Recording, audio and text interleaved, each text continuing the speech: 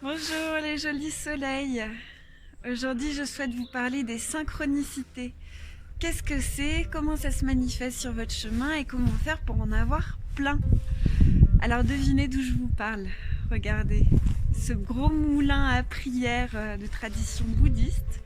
Donc non, je ne suis pas au Népal, je ne suis pas non plus en Himalaya, je suis au fin fond de la Bretagne, dans un centre bouddhiste avec un magnifique stupa qui est un espace de prière vraiment très très fort.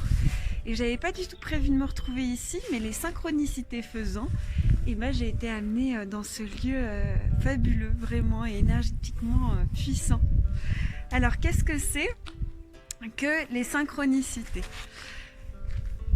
C'est la manière que l'univers a de vous dire que vous êtes au bon endroit, exactement là où vous devez être. Alors oui, parfois c'est très agréable, c'est joyeux, ça nous émerveille, et d'autres fois, les synchronicités aussi sont désagréables et nous font nous poser des questions, dans le sens nous remettre aussi en question, ou nous faire travailler sur nous. Parce qu'il est facile de parler de synchronicité quand tout est agréable, mais parfois, voilà, si on est sur Terre, c'est qu'aussi on doit grandir, et des fois les synchronicités sont là pour nous dire « Ma chérie, mon chéri, t'es pas du tout dans la bonne direction ». Donc, comment se manifestent les synchronicités? Déjà, je vais vous expliquer, je réfléchis en même temps, parce qu'il y a beaucoup d'infos que j'ai envie de vous partager. On va commencer par la base. Si vous faites les choix dans votre vie toujours avec votre cerveau gauche, qui est votre cerveau rationnel, il y a peu de chances que l'univers derrière vous envoie des synchronicités. Parce que le cerveau gauche, il nous permet de maîtriser, d'organiser et tout ça. Et ce qui fait qu'il ne laisse pas tellement de place à la fluidité et à la spontanéité, à la grande intelligence de la vie. Par contre, si vous vous laissez traverser d'inspiration, d'intuition, de ressenti, et que vous faites aussi des choix comme ça, alors il ne s'agit pas d'être complètement déconnecté, d'être un peu perché et tout ça, mais vraiment de se dire ok, j'ai une conscience d'une partie des choses qui est dans la matière, mais aussi j'ai conscience que je suis bien plus que juste un corps de matière. Je suis aussi un corps spirituel, et l'univers, tout est interconnecté. Donc si jamais je sens, j'ai une connaissance ou une certitude, ou vraiment je me sens poussée à aller faire quelque chose sans raison apparente, ça apparaît comme ça, et ben ça va vous permettre sûrement davantage d'avoir des synchronicités. Puisque là, en fait, vous vous laissez traverser par le flot de la vie, par l'intelligence de l'univers, et du coup, l'univers derrière, il peut communiquer avec vous. Plus, en ouvrant votre cerveau droit, vous êtes aussi ouvert à voir tous ces messages, puisque vous savez, c'est le cerveau droit qui nous permet de communiquer avec les mondes qu'on dit invisibles, mais qui en fait sont pas invisibles, on le sait très bien, les mondes dits spirituels. Comment ça se manifeste, les synchronicités? Ça va être par exemple des petits cœurs sur votre chemin pour vous dire ouais mon chéri, t'es dans la bonne direction, ma chérie, c'est bien. Ça va être là par exemple pour moi, je vais en Bretagne toute seule parce que j'ai fait un rêve chamanique qui m'a invitée à venir ici, je vous en ai parlé dans une autre vidéo. Et j'ai choisi un lieu où aller loger parce que le logement, ça n'avait rien à voir avec ce que je voulais visiter, c'était en plein milieu de la Bretagne. Mais je sais pas pourquoi, je me suis dit, il faut que j'aille là. J'arrive, un véritable petit paradis. La dame qui m'accueille, on aurait dit une petite fée, vraiment une petite elfe de la forêt. Et on discute et elle me dit, ah mais c'est drôle, j'ai vécu 25 ans quartier Saint-Bruno à Grenoble. C'est là où j'habite. Et ensuite, j'ai un élève de mon école de yoga et centre chamanique Unikaya qui m'envoie un message et qui me dit Elsa, si tu es en Bretagne, il faut que tu ailles voir ce centre bouddhiste qui se trouve à Plouray. Et je regarde sur Google et là je vois que c'est à 10 minutes de là où je loge. Donc bien entendu, j'ai vraiment rigolé. Et sachant que la Bretagne est quand même assez grande, et du coup, je suis allée en marchant et je me suis retrouvée ici. Les synchronicités, ça va aussi être une inspiration, vous dites tiens, il faut que j'aille faire mes courses à ce moment-là, mais dans tel magasin, je vais changer de lieu, et hop, vous vous retrouvez comme par hasard, ouvrez les guillemets, fermez les guillemets, parce que pour moi le hasard n'existe pas, c'est simplement on dit hasard qu'en fait on comprend pas pourquoi les choses se passent, mais l'univers il est trop intelligent pour faire les choses juste de manière aléatoire. Et donc vous allez faire vos courses et puis hop, vous vous retrouvez face à un ami ou une amie que vous n'aviez pas vu depuis longtemps. Qu'est-ce qu'il y a d'autre comme synchronicité?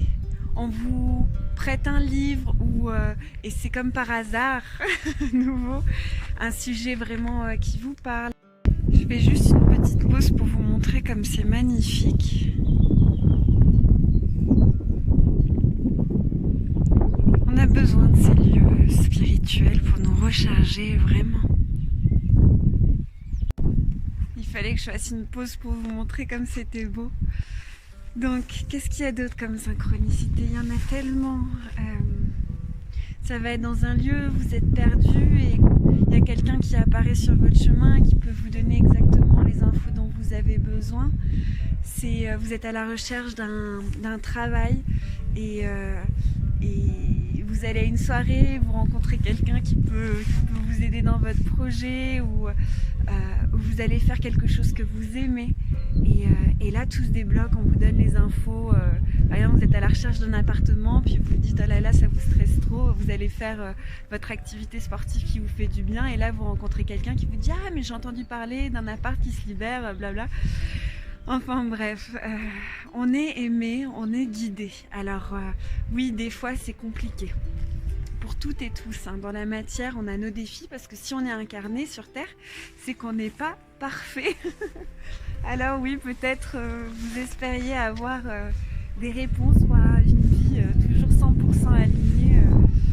Malheureusement, si vous êtes venu faire l'expérience sur Terre, c'est parce que il y a des aspects de vous qui ont à grandir, tout comme moi, j'ai des aspects de moi qui sont oh là là, qui sont vraiment encore bien immatures et qui sont inquiets, qui sont oh là là, et d'autres qui vont bien, qui ont confiance. Mais pour qu'un maximum les synchronicités se manifestent, comme je vous disais, c'est vraiment de vivre très connecté à votre cerveau droit et au final de vivre très connecté à votre âme. Et comment on vit connecté à notre âme? C'est simple, si on fait des choses qui nous animent, qui nous mettent dans la joie.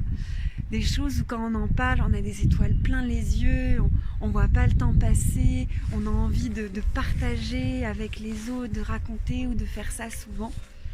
Alors si c'est manger des gâteaux, bon oui, mais alors attention. Ça va être aussi